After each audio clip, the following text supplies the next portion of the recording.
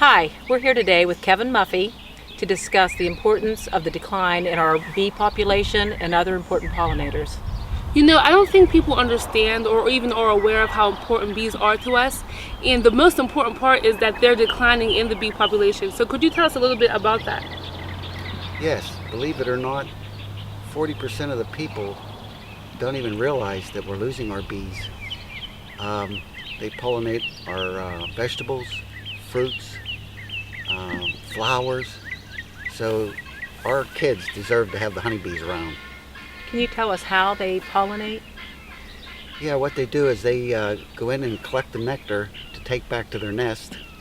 And in between going from a female to a male plant, some of that nectar falls off and it gives the female a chance to produce seeds for future plants. And you said it helps our fruits and vegetables. Could you tell us what kind of fruits and vegetables it helps? Every one. Cucumbers, tomatoes, zucchini, all of them. And our apples, fruits, the almond orchards in California, which are miles long, and they spend $150 some million just to get the bees there to pollinate because we're running out of bees. Kevin, besides pollination, what other benefits do the honeybees give us? Well, the honey source they give us is tremendous. A lot of people take it for asthma, allergies. It helps them out tremendously to sweeten your cereals and your foods. People use white sugar and brown sugars, and if they would use honey, no diabetes. So you said that honey helps allergies and asthma. Can you explain to us a little bit about how it helps allergies and asthma? Sure. Your asthma victims take the honey because the pollination in the honey helps combat their problem. People with allergies try to take the honey around from where they live. So it's the same pollination that they're breathing in that's causing them problems. They build up a resistance from eating the honey. Wow, very interesting. Yeah, I hope to learn more and more about this. And I hope that people really get something out of this because it's important. And for us to have natural ingredients, it's better for our bodies than to have more processed foods and sugar. So I really think people get something out of this. What seems to be the problem, and why are the bees declining? Well, they have a couple problems. One is a virus they get through plants, and it carries on. The bees actually have mites, and they spread the disease from one bee to another, and it weakens them. And then a lot of times they won't live over the winter. They're not tough enough. The pesticides weakens them too, also because if it's going to kill bad bugs, it's going to be bad for the good bugs too, and it weakens them. And they're finding the pesticides in the bees when they're dying. They cut them out and test them, and it's in their eyes and everything, the pesticides, and that very well weakens them. What other practices can we implement to help preserve the bee population? Well, there's a couple that they've been working on. One is when you do use your pesticides, you want to try to do it more towards night so that the flower is folded in. And when you do use pesticides, you put it on the leaf, don't put it on the flower. That's where the bee goes and then gets infected by the pesticides. Cutting your grass. A lot of times people, if they have time, can cut their grass more towards the evening when the bees are back towards their homes. We also have something that we're going to show you at the end of this of another way of help saving the bee. We have come up with an invention that's going to help save a lot of bees. It's actually a little blower system that goes on your mowers to help scare them away so that they don't get chopped up by the blades. And if things go well, we will be able to help research the Honeybee Society and what have you, because I definitely would like to donate and learn a lot more about this situation. I'd like to be a beekeeper. How is the honeybee population decline affecting beekeepers? Well, with only 50% of the bees, we now have beekeepers raising bees, and they have to make queen bees to make a whole box of bees. And they truck these bees from state to state just to pollinate our food source. And a lot of them get poisoned by the pesticides that they use at these almond fields and apple orchards. They must truck these bees across the nation, and when they do, these orchards are so large that they have to spray during the day. They don't have a light system to spray at night when the flowers closed up. So the bees are now again getting poisoned, and it's a big problem. So then when they get the bees home, now they're weak. And so over the winter, a lot of them don't make it.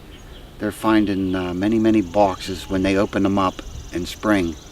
The bees are dead, and it's a big problem, partially from the virus and from the pesticides.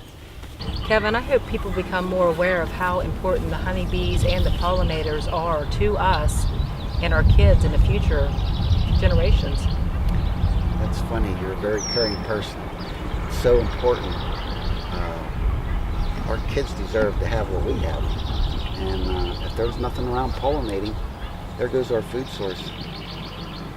We've been having meetings on trying to find ways to save more bees. One is cutting your yard too short, carpet short.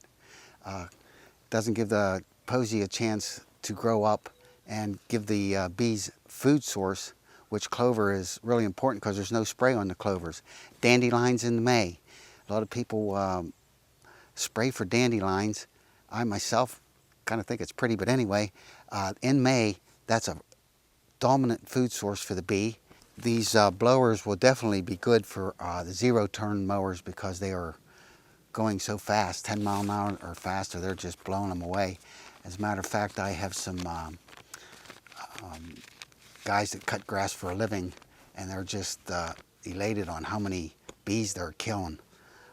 We also have, we cut half of our yard, front yard, and then we'll cut the backyard a week later.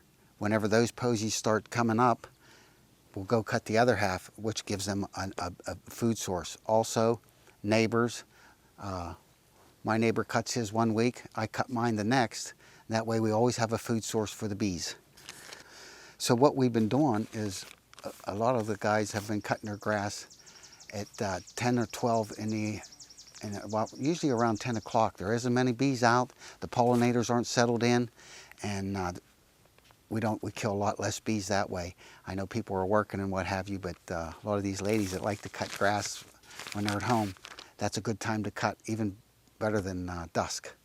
We also, with the bees being killed, have a less amount of bees in the hives in the winter, and we're trying to see if that's why they're not lasting the winters, because there's just not enough bees to keep the warmth.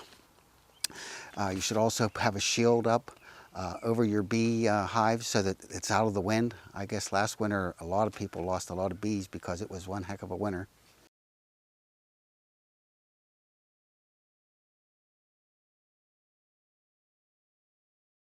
It's probably 50 years plus. 50 years plus. I started when I was 18, 19, and I'm 80 now, so you can figure it's you learn a lot from year to year, you know. And actually, you never get done learning because you watch these bees and you watch the plants, and you were president of the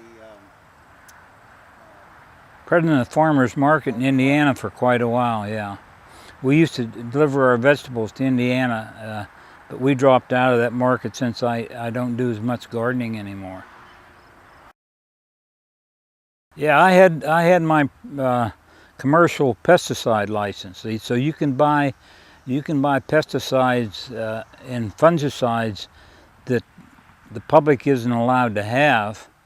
But when you have a license and you have to go to school 3 times a year and you have to get so many points to keep these licenses, if you don't keep up to date with your schooling, you can't have these licenses. Well, all pesticides should be used. The main thing when you're using any chemical, pesticide or fungicide, herbicide that kills grass and stuff, the main thing they teach you in school is to read the label. If you go by the label, it isn't toxic to people and it doesn't hurt people.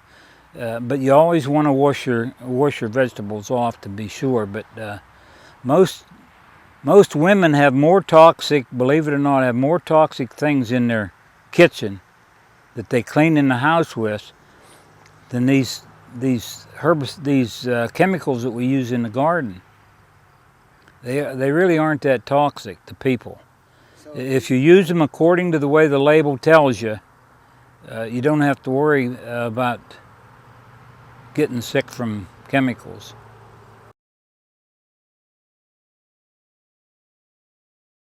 Oh yeah, when I mow with a rotary mower, I catch myself stopping and letting the bees get out of the way because you kill an awful lot of bees.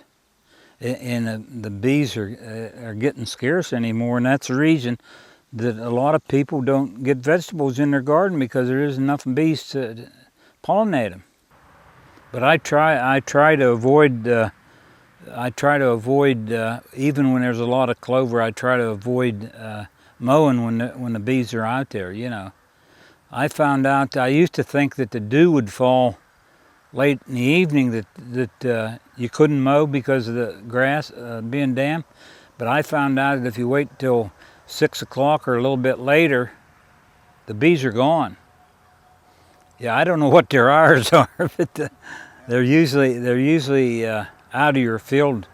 This particular plant, the zucchini, it's very important that you have bees around to pollinate it because a lot of people worry about why they don't have fruit on their vines, and it's because there isn't any bees around. And there's a lot of places, we're pretty fortunate here because we have a lot of bees, but there's a lot of places don't have them. What they do is they pay professionals to bring their hives in around the garden to pollinate their garden. Like Yarnick up here, the big gardener up in Indiana, he pays a lot of money just to have a bee person bring their hives in, and they leave them at his garden all year.